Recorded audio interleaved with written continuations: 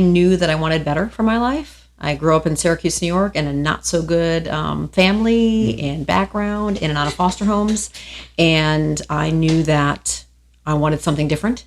And I knew that I couldn't get that in Syracuse, New York, around what I grew up in. And so I joined the Army to challenge myself to have bigger and better options for my life.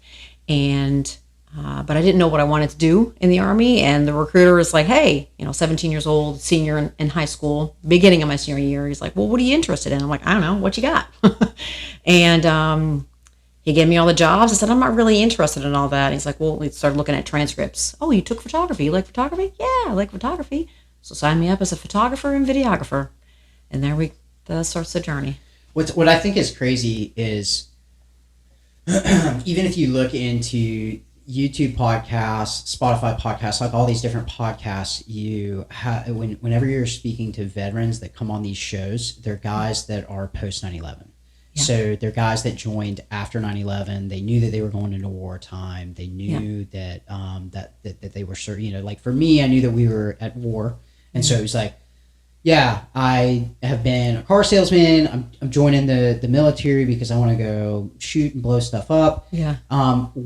Being a veteran that joins pre 9/11, what was that? What was the military like pre-war? And then how you saw it evolve over 22 years. What was that like? That's like a loaded question.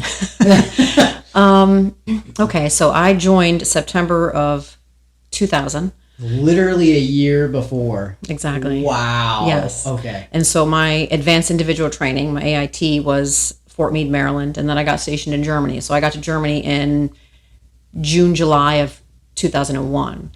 And 18 years old in a foreign country, figuring out the Army, being on my own. There was a lot there to understand and to kind of learn and grow.